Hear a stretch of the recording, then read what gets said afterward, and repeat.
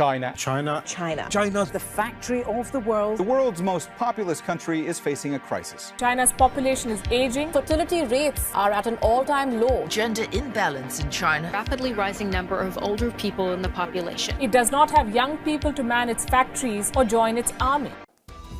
Is the world's most populous country heading for a demographic crisis? China's population has shrunk for the first time in 61 years.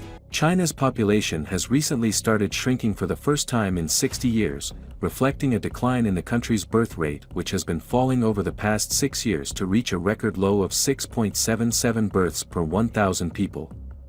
The change has been met with both alarm and optimism, including concerns about what this means for the global economy and the hope that continued prosperity might not be as dependent on having a growing population as has historically been assumed. Began in 1980. Only one child allowed. Decades of families without brothers or sisters. These harsh measures did reduce the number of births. Decades, right, for the population to rebound. A symbolic example of state control. The one-child policy. The one-child policy. The one-child policy.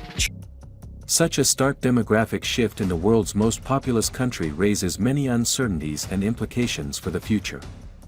However, it should be noted that China's newly declining population is not a surprise and has already been factored into many projections for global population growth. While China's population was predicted to decline in 2023, the reduction recently revealed by the country's census has only come slightly early. Most of the growth in global population will happen in sub-Saharan Africa, which is projected to contribute to more than half of the population increase between now and 2050. However, it is important to note that China's decline in population may be beneficial for climate change as the country is responsible for 27% of the carbon dioxide emitted into the atmosphere in 2020. China seems to leave everyone else behind. China's race to become the #1 economy, the output of what is now the world's #2 economy, is expected to surpass that of the U.S. The Chinese economy is going to be probably at least twice as big as the U.S. economy. But, believe it or not, China has a population problem. The number of babies being born is going down. China's population is aging. Seniors over 65 will make up a full third of the nation's population. Well, we are about to witness a demographic crisis in China. China's demographic shift towards an aging population will have significant impacts on the country's economy.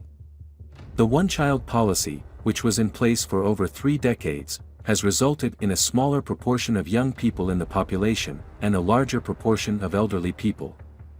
According to the United Nations, China's population over the age of 65 is expected to reach 487 million by 2050, or more than 1/3 of the total population. This will have major implications for the country's workforce and economy, as fewer young people will be available to support the growing number of elderly citizens. One concern is that the aging population will lead to a decline in productivity and economic growth. Older workers may be less productive and require more healthcare and retirement benefits, which could strain the economy. Additionally, the declining birth rate may result in labor shortages, which could make it more difficult for businesses to operate and grow. However, there are also some potential benefits to having an aging population. For example, older workers may have more experience and knowledge, which could be valuable in certain industries. Additionally, as people live longer, they may be able to work and contribute to the economy for longer periods of time. We're past that point. I think when you have marriages declining at double-digit CAGR since 2012 and continuing to decline because of this sex imbalance that I talked about, that could take another decade to play out. So if the male to female ratio reached that 115 men to 100 women, that puts significant pressure on the population from a marriage perspective. And given that in Asia, having children outside of marriage is very unusual. In OECD countries, it's actually quite common, but in Asian culture, it's kind of frowned upon. I think that it's going to be really hard to turn around this declining birth rate. But the argument we're making is forget declining birth rate. It's the declining marriage rate today that is leading to a decline in household formation. And that's what investors should be thinking about from a Chinese property sector perspective. Now, to your point, the Chinese government can do some things to try and turn around the birth rate. I don't know whether they'll be successful or not. I don't think they will, but that won't stop them trying. So there will be tax breaks for families in sort of third and fourth tier cities. There'll be cash for babies. We've seen it in a whole bunch of other markets.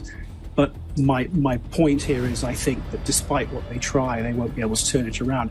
You can't really fight the demographics. The Communist Party says it is scrapping a strict two-child policy in response to the rapidly rising number of older people in the population. Beijing has enforced birth limits for 4 decades, but it's now concerned that a demographic crisis could add to pressure on its economy. China's population grew by only 480,000 last year. That was the lowest in 60 years. In absolute numbers, there are 33 million more men than women in China today.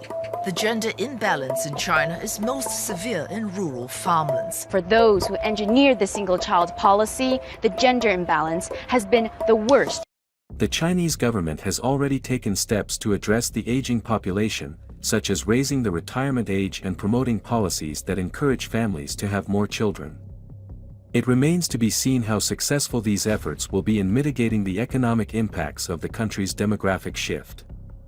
What are the political implications of China's population decline?